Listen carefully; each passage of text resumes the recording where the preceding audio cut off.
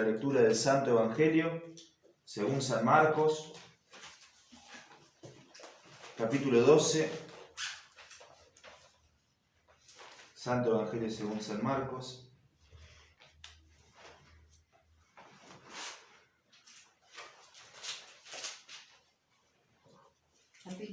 Capítulo 12.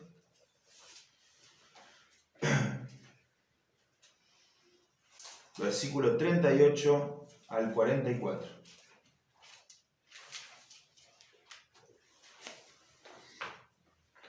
Y hacemos la lectura en el nombre del Padre, del Hijo y del Espíritu Santo. Amén.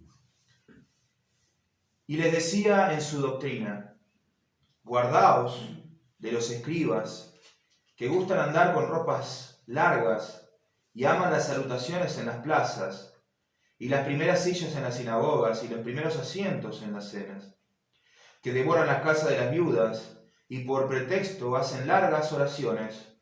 Estos recibirán mayor condenación.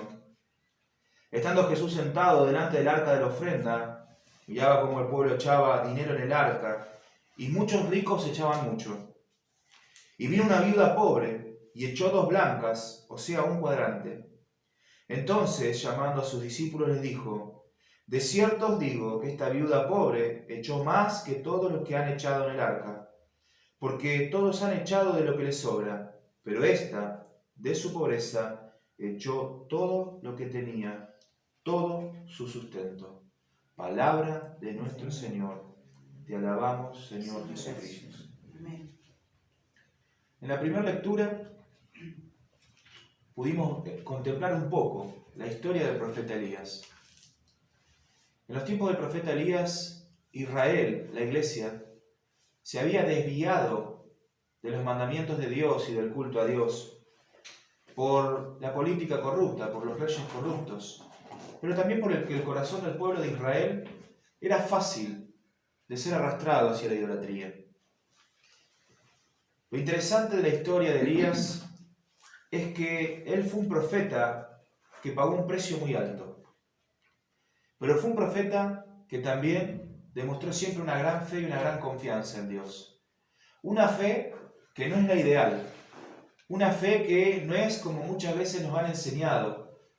Una fe de esas implacables e impenetrables, sino que también era una fe que dudaba en sus momentos de angustia. Sin embargo, aún en esas dudas, aún en esas tristezas que vivió Elías, siempre se mantuvo firme. La duda nunca pudo corroer su fe. Y eso nos demuestra que ahí se encuentra la verdadera fe. La fe que puede lidiar con la duda, la fe que puede lidiar con la desesperación, la fe que puede lidiar con la tristeza. Esa fe que se sobrepone a eso y sobrepasa esas pruebas es la verdadera fe. En tiempos entonces de Elías, el juicio de Dios vino sobre su pueblo. Dios le quería demostrar a Israel una cosa: que cuando nos alejamos de Dios, viene la sequía a nuestras vidas. Cuando nos alejamos del Señor y de sus caminos, comienza a secarse nuestra tierra. Y eso es lo que profetizó Elías en los tiempos que él vivió. Dijo que ahora vendría una gran sequía sobre Israel. No habría lluvias hasta que él no diera la palabra, hasta que Dios no le enviara a dar la palabra de que la lluvia vuelva. Sin embargo, a pesar de que esto ocurrió, Dios envía a Elías a un lugar donde él lo iba a proveer. No iba a dejar pasar hambre a su siervo. Lo lleva a un arroyo donde él tendría agua y dice que los cuervos iban y lo alimentaban. Y es interesante, ¿no? Porque Dios obra de esas maneras que nosotros no entendemos. Dios trae el juicio sobre su pueblo por rebelde, por impío, por alejarse de sus caminos.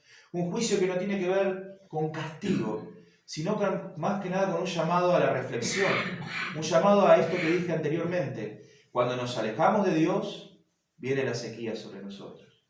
Sin embargo, Dios proveyó a su siervo y lo envió a ese arroyo y le dio de comer por un tiempo, pero también la Biblia nos relata que ese arroyo a los pocos días se secó.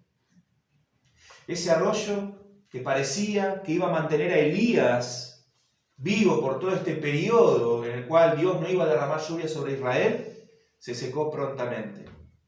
Y eso nos pasa a nosotros también. Muchas veces tenemos fe ante una adversidad y una situación. Muchas veces vemos que muchos hermanos nuestros se están secando por alejarse de Dios, pero nosotros todavía tenemos una fe bastante viva y tenemos ese pequeño arroyito y esa pequeña provisión que nos mantiene. Sin embargo, Dios también permite que se seque, porque Él quiere probarnos un poco más. Y eso es lo que hizo con Elías. Le quitó esa pequeña provisión que lo mantendría a salvo, para sacarlo de su zona de confort. ¿Y saben qué hizo? Lo envió a un pueblo completamente extranjero. Le dijo, vete. Y se tuvo que ir a un lugar totalmente nuevo, donde ya no era su región. Y dice que yendo allí se encuentra con la viuda de Sarepta. Y ustedes piensen lo siguiente. Una viuda y un huérfano eran lo más bajo de la escala social. Eran las primeras personas que morían ante una hambruna, por cuanto no había una ayuda del Estado, no había una participación de la gente, sino era por la misericordia del pueblo. Y dice que Dios lo envía a una región pagana y encima lo manda a una casa de una viuda. Y yo pienso, Dios lo podría haber mandado a un lugar donde por lo menos hubiera provisiones, ¿no? Y dice que llega a la casa de esta viuda y la viuda no tenía nada. De hecho, tenía un poquito de harina y tenía un poquito de aceite. Y le dijo al profeta, mirá, la verdad es que nos queda un poquito de harina y un poquito de aceite. Vamos a hacer una tortita para comer lo último que tenemos y después echarnos a morir. Porque hay sequía, porque hay hambre y porque no tenemos provisiones, no tenemos nada. Y entonces de esto pienso, ¿no? Los caminos de Dios, por donde nos hace ir y recorrer. Primero anunció sequía sobre Israel. Después se secó su pequeño arroyito. Lo envió de su zona de confort a un lugar que también estaba desprovisto. Y yo me pregunto, ¿por qué Dios hizo esto con Elías? ¿Qué quería demostrarle? Dios quería afianzar su fe. Dios quería que él confiara completamente en la providencia de Dios. Dios le dijo que él era su siervo. Dios le dijo que le iba a proveer. Dios le dijo que le iba a cuidar. Y él tenía que confiar en lo que Dios le había dicho. Porque la palabra de Dios se cumple. Porque el Señor lo que promete, lo cumple. Entonces dice que esta viuda le cuenta esta historia y le dice, mirá, ya estamos por morir. Esta tortita es para mí y para mi hijo. Y el profeta le dice algo que es, yo cuando lo leía antes me daba un poco de rabia, porque decía, qué egoísta. Sabiendo que era lo último que tenía para comer, le pide que le cocine a él. Le dice, te voy a pedir algo, andá y cociná esa tortita y dame primero a mí. Y escuché a muchos predicadores hablar de esto, ¿no? Escuché a muchos malos predicadores hablar de este texto, diciendo que los siervos de Dios merecen la honra, por eso pidieron a la viuda de Sarepta que les cocinara. Y como lo honraron al profeta, entonces vino la sobreabundancia sobre su vida, ¿no? Inteligentes, para sacarle la plata a la gente, ¿no? Que lo honren a ellos y supuestamente la bendición de Dios iba a ser derramada. Pero el texto no nos refiere a eso. El texto nos muestra que la mujer confía en la palabra del profeta porque la palabra del profeta era la palabra de Dios. Y dice que la mujer cede a lo que le pide el profeta y le cocina. Dice, y que come el profeta y que luego pasó algo completamente milagroso. No escaseó ni el aceite ni escaseó la harina. Dios le demostró a Elías que tenía que salir de su zona de confort para probar su fe. Y Elías creyó a Dios. Y en esa misión, Elías llevó también la palabra de Dios a un pueblo pagano. Y lo llevó a un lugar donde no había esperanza. Lo llevó a un lugar donde había desesperación y había muerte. Sin embargo, el profeta fue con la palabra de Dios y trajo abundancia y vida a ese lugar. Dios se acuerda siempre de los pobres y los frágiles. Dios siempre se acuerda de los que están apartados y los que están débiles. Pero también les pide fe. También les dice que crean a su palabra. Porque si creen a su palabra, Dios va a proveer. Dios los va a sustentar. Dios los va a salvar de sus miserias. Dios los va a rescatar del pozo en el que estén. De la sequía que estén viviendo, Dios los va a sacar. Y va a haber sobreabundancia de harina, que es el símbolo del alimento. Pero también va a haber sobreabundancia de aceite, que es el símbolo de la unción.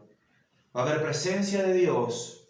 Va a haber unción del Espíritu Santo. y va a haber provisión de las cosas necesarias para la vida. Dios cambió la tristeza de esa viuda, la muerte que estaban por sufrir, en vida y alegría por la palabra del profeta.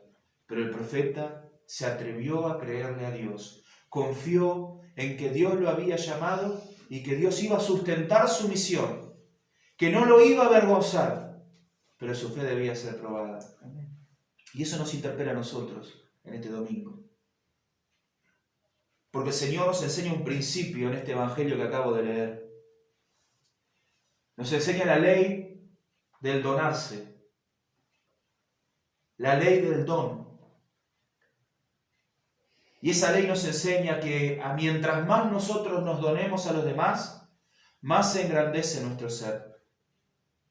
Mientras más nosotros nos damos a los otros, en esa caridad, en esa bondad, en ese amor, más se engrandecen nuestras vidas, por cuanto ese es el propósito del hombre. Fíjense, estaba el Señor en el templo viendo cómo ofrendaban los ricos, y los ricos ponían mucho. Pero también vio una viuda, nuevamente, lo más bajo del estrato social, que tenía lo último y lo poquito que tenía, y lo puso en el arca de la ofrenda. Y dice que entonces Jesús llama a los discípulos y les quiere enseñar un principio que ya está en el Antiguo Testamento, pero que aquí se deja ver con mucha más claridad. Y es el principio de darlo todo. Es un principio que nos incomoda, porque cualquiera diría que la viuda fue negligente, porque debería haber apartado un poco para sobrevivir. Sin embargo, la viuda pensó seguramente lo siguiente: ¿por qué perpetuar mi miseria? ¿Guardar un poquito para qué? ¿Para sobrevivir un día más? Prefiero darlo todo y confiar en la providencia de Dios. Y aquí no solamente estamos hablando de dinero, hermano, estamos hablando de nosotros. Porque quizá no tengamos dinero para dar, porque todos nosotros somos trabajadores, hijos de vecinos, y apenas a veces nos alcanza para sobrevivir. Pero sí tenemos un montón de otras riquezas en nosotros, que Dios nos ha dado y que no compartimos porque somos egoístas o porque tenemos miedo.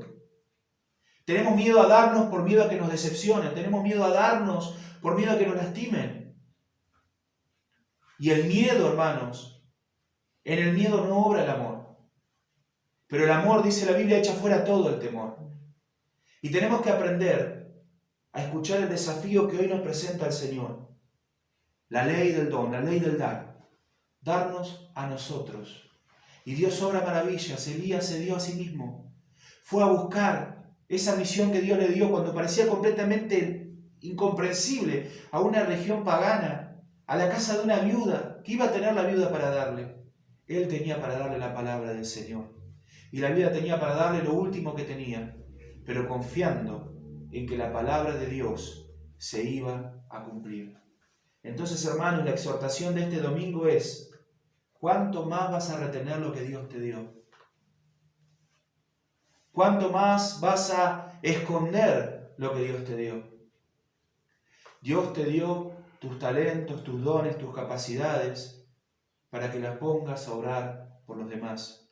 Y que de esa manera muestres el fruto del amor de Dios en tu vida hacia los otros.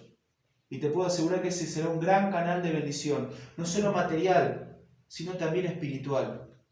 Porque a través del ejemplo, de las virtudes que Dios nos ha dado, también predicamos el Evangelio. Cuando nosotros nos damos a nosotros mismos, el Señor nos bendice aún más, porque se engrandece nuestro ser. Porque estamos siguiendo los pasos del Maestro. Estamos siguiendo los pasos de Jesús, que se dio a sí mismo por amor de nosotros sin merecerlo. Si no merecíamos todo lo contrario, el castigo. Sin embargo, nos dio su cuerpo, nos dio su sangre, nos dio su amor. Tenemos que animarnos a dar, hermanos. Aun cuando aún no tengamos nada, cuando creamos que tenemos poco, siempre eso poco en las manos de Dios es mucho. Nos encomendamos a una misión donde no teníamos nada, hermanos. Ni siquiera sabíamos lo que hacíamos en ese lugar. Las moscas venían y nos comían. Una persona sola había en la casa de oración. 7 perros. No había sillas. Era desolador el panorama. ¿Qué íbamos a hacer nosotros ahí? ¿Cuál era el sentido? Sin embargo, Dios prosperó esa pequeña fe. Y hoy estamos llevando la palabra de Dios a un montón de jóvenes, a un montón de niños y siendo testimonio para sus padres. No tenemos lugar físico, no tenemos un peso con 50. Sin embargo, estamos 3-4 veces por semana ahí haciendo la obra del Señor. Y los resultados son increíbles. ¿Por qué? Porque Dios lo hace, no por nosotros. Pero nos animamos a creer, sin recursos, solamente a darnos nosotros. ¿Saben qué le brindamos? Oído, cariño, afecto, ese que nos dio Dios, no bienes materiales. Y ahí está la obra creciendo por el Señor. Y así también te exhorto en tu vida, que dejes tu egoísmo, que dejes de mirar tu ombligo, que dejes las excusas, que dejes de dejar a Dios para lo último, que dejes de poner en segundo plano el Evangelio, en tercer plano, y te pongas vos, porque hasta ahora fracasó eso. Los años pasaron y fracasó, por lo visto no te ha ido muy bien. Sin embargo, Dios hoy te desafía a creerle a su palabra y a aprender y a empezar a donarte a ti mismo por la causa del Evangelio. Que el Señor los bendiga. Oramos.